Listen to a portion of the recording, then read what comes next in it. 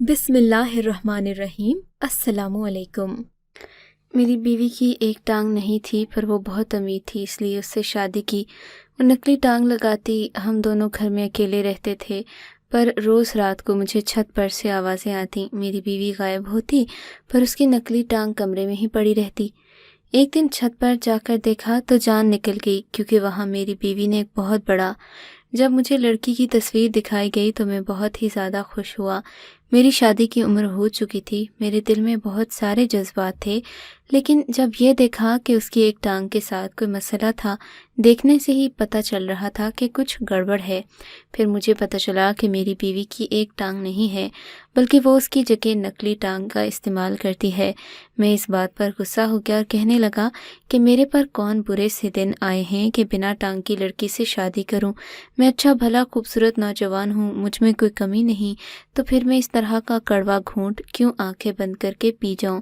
मुझे मेरे रिश्तेदार ने समझाया कि औरत की एक टांग नहीं है, लेकिन ये औरत बहुत अमीर है और इसको अपनी कमी का एहसास है, इसलिए ये एक मिडिल क्लास इंसान से शादी करने के लिए मान रही है। इसकी एक टांग होती तो तुम इसके साए तक भी ना पहुंच पाते। ये बात मेरे दिल को लगी और मैंने उस औरत से शादी करने के लिए हाँ कर दी। उसका नाम कशमाला गुल था। वो वाकई इस दुनिया की सबसे हसीन औरत थी। सिर्फ इतना समझौता कि उसकी एक टांग नहीं थी और वो नकली टांग का इस्तेमाल करती। उसका एक बहुत बड़ा बंगला था, वो एक घर में अकेली रहती थी। मेरी उससे शादी हुई तो उसने कहा हम इस बंगले में ही रहेंगे, क्योंकि अगर हम नहीं रहेंगे तो फिर इधर कौन रहेगा, फिर इस घर को संभालने वाला तो कोई भी नहीं है। मैंने कहा कि मैं हूँ, मैं संभाल लूँगा इस घर को। और अब वो बंगला भी मेरा था, कशमाला की सारी दौलत भी, और वो मेरी बीवी थी। मुझे इससे कोई मतलब नहीं था। मैं इस बात पर खुश ज़रूर था कि मेरी बीवी के साथ मुझे दौलत और घर मिल गया, लेकिन इसका मतलब ये नहीं मैं इससे मोहब्बत नहीं करता, क्योंकि इतनी प्यारी थी कि इससे कोई भी मोहब्बत कर सकता था। मैं इसे पाकर बहुत खुश था, लेकिन इससे शादी करने के बाद इस घर में एक अजीब हरकत होने लगी जिसके बारे में मुझे अंदाज़ा नहीं था, और ये कोई छोटी बात नहीं थी। मुझे एक रात अपने कमरे की छत पर से अजीबोगरीब किस्म की आवाज़ें आती, जैसे वहाँ पर कोई है। एक दफ़े चेक करने के लिए ऊपर ही चला गया। मुझे लगा कोई चोर होगा, लेकिन ऐसा कुछ नहीं था, पर वो बहुत अंधेरा था। कशमाला ने कहा छत पर कई सालों से कोई भी नहीं जाता और छत को किसी की देखभाल भी नहीं है। क्योंकि मेरी टांग का मसला है तो मैं छत पर नहीं चढ़ सकती। मैंने वहाँ का काम भी नहीं करवाया। मैंने इसे कहा मुझे छत पर नहीं जाना, क्योंकि अगर तुम ऊपर नहीं जा सकती तो फिर मैं भी ऊपर नहीं जाऊंगा, इसलिए वहाँ का काम करवाना ज़रूरी नहीं, फजूल है, फजूल में क्यों खर्चा किया जाए। लेकिन कोई ना कोई गड़बड़ ज़रूर थी। आज के दिन भी मुझे रात को आवाज़ आई और मैं जाग गया, लेकिन जब अपने पहलू जान निकल गई। मेरी बीवी कमरे में नहीं थी। वो नकली टांग का इस्तेमाल सारा दिन करती रहती, लेकिन रात को सोने से पहले उतार देती। वही टांग उसके बिस्तर के साथ पड़ी थी, लेकिन वो इस टांग के बगैर कहीं कैसे जा सकती थी, क्योंकि वो व्हील चेयर का इस्तेमाल नहीं करती थी। इस टांग के ज़रिए वो थोड़ा बहुत चलती थी। उसे चलने में थोड़ी देर लगती थी, लेकिन व्हील चेयर पर बैठना वो पसंद नहीं करती थी। उसका कहना था कि मुझे व्हील चेयर पर बैठने से नफ़रत है, पर वो उसे इस्तेमाल ना करती और टांग उसकी यहाँ पड़ी थी, तो ऐसे में वो कहाँ जा सकती थी। जब से शादी हुई थी मेरी बीवी ने मुझे किसी शख्स से भी नहीं मिलाया था, जबकि मुझे कहा गया था कि उसका एक बड़ा कारोबार है जो बहुत सारे लोग मिलकर चलाते हैं। उसने बस मुझे घर की जिम्मेदारी दी, लेकिन कारोबार के हवाले से कुछ नहीं बताया था। घर में पैसे तो आ रहे थे, लेकिन कहाँ से आ रहे थे ये नहीं पता था। अभी मैं अपनी बीवी को तलाश करना चाहता था, क्योंकि अगर वो बिना टांग के कहीं गई थी तो इसका मतलब वो चल सकती थी और महज ड्रामा कर रही थी। मेरे दिमाग में तो ये बात थी, वरना एक इंसान अपनी टांग के बिना कहीं भी जा नहीं सकता। फिर वो मेरे कमरे से बाहर कैसे गई? बाथरूम में नहीं थी, बाथरूम का दरवाज़ा खुला हुआ था। मैं कमरे से बाहर निकल गया, उसको तलाश करने लगा, लेकिन फिर मुझे कमरे में किसी के चलने की आवाज़ आई। जब मैं वापस आया तो सामने का मंजर देखकर हैरान रह गया। मेरी बीवी बेड पर बैठी थी और कोई किताब पढ़ रही थी। मैंने कहा अभी तुम कहाँ गई थी? तो कहने लगी मैं तो कहीं भी नहीं गई थी। मैंने कहा मजाक नहीं करो, तुम अभी बिस्तर पर नहीं थी, मैं तुम्हें तलाश करने के लिए उठा था। उसका कहना था तुम्हें क्या हो गया है, तुमने गौर नहीं किया होगा। मैं अपनी बीवी से इतनी बहस नहीं करता था। जब उसने एक बार झूठ बोल दिया तो फिर इसका मतलब कि वो झूठ पर कायम रहने वाली थी। لیکن اتنا سفید جھوٹ وہ مجھ سے کیوں بول رہی تھی کہ میں نے اپنی آنکھوں سے دیکھا تھا کہ وہ کمرے میں نہیں تھی، تو پھر وہ مجھ سے ایسا جھوٹ کیوں بولتی تھی؟ کیا وہ یہ نہیں سمجھتی تھی کہ وہ ایک خاص طرح کی صورتحال میں تھی جس سے وہ اس طرح جھوٹ بولے گی تو پکڑی جائے گی؟